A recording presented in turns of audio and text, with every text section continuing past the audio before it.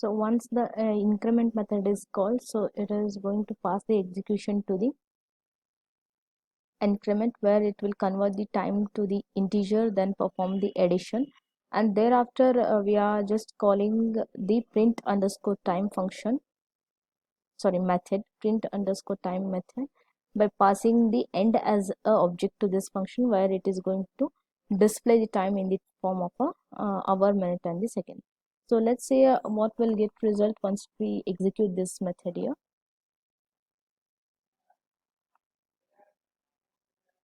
So you can see here, so what has been done here, initially the time has been printed 9:45:0, and similarly which has been done with the different way, that is init method and the str method, the same value has been printed. Then it is going to check whether the time follows with the start, so which is a true here. Then we are going to use the points for the x and y points for the x and y coordinates for the class point, and where we have done the certain operations on it. So I request you to execute all these methods to get to know in detail how does it behave. Do not behind the any things. Okay. So coming to the exercise program from this chapter is, so the first exercise program I'll leave it to you for the practice, where they have just asked to download the solution and then to modify few things within that. So go through this definition and do it by yourself. So coming to the second exercise from this chapter, what they have given is this exercise is a cautionary tale about one of the most common and difficult to find the errors in Python. So for this, you need to write a definition for the class named kangaroo with the following methods. So an init method needs to be defined for the class kangaroo, and that initializes an attribute named pouch contains to an empty list. So which has the kangaroo class has only one attribute with the name as a pouch contains, which needs to be initialized to the empty list here. Then you need to define a method known as a put in pouch that takes an object of the any type and adds it to the pouch contents. And then you need to define the str method that returns a string representation of the kangaroo object and contents of the pouch. So we'll see what is done as a part of a solution here, which is very simple here.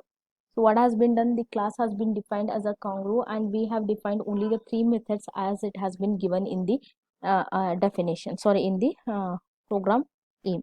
So init method as usual, which needs to be done for initialization of the attributes, but in the definition they have given to take the list as an attribute with the name as a pouch contents. So here you can see the self dot pouch contents is an attribute for this object. We require an empty list here, so which has been taken as a L is equal to empty list, and then you need to add the contents from the pouch contents, which is done with the append method here, L dot append with this attributes, and then here we are initializing the values to the attribute. Self dot pouch contents is equal to this empty list or the any values that has been appended with this list here. So that we are initializing to this object with the init method. That means whenever you create the object for this class, that will be the that by default the init method is invoked, and the empty list either no contents is added, the empty list will be initialized. If any values has been passed, the same values will be stored into the pouch contents.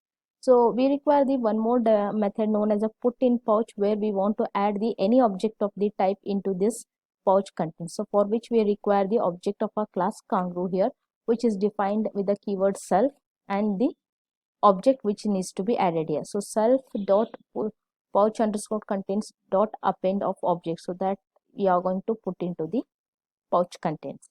So the lastly we have defined a str method to give the string representation here. So I will not discuss what is this join, as I have already done it while explaining the string methods, the methods of this string. At that time I have explained how does this join behaves. If you want, you can just go through it. So but we'll see what is going to be taken here is from the pouch contents list, each element is taken and that will be displayed as a string as an output here. So let's see what has been done here. So object A has been taken, which is created, and at the time of creation itself we have passed the one value which is going to be initialized with the init method. That means once you execute these two statements, at that time itself the init method is invoked implicitly, where the pouch contents will be added with these two values, that is kanga and the ru.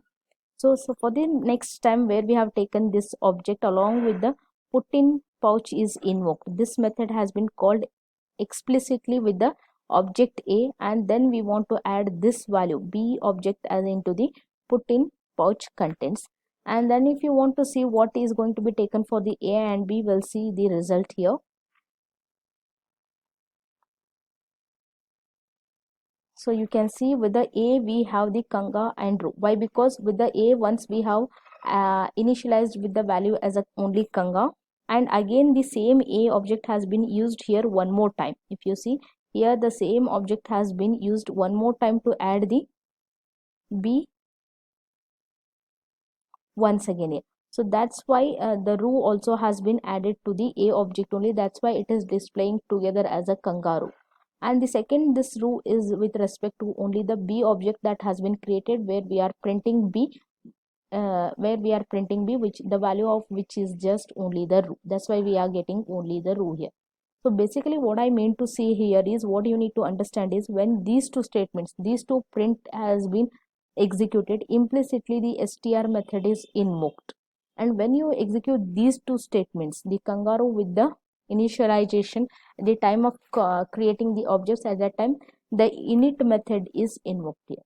So altogether, what I mean to say here is, you need to be very familiar that how you can use the init method and the str method whenever you are dealing with the classes and the objects in the Python programming language. So this is the very simplest solution to the exercise. So you can go through it, you practice it, and then you will get to know. So with this, the fourth module is completed. Thank you.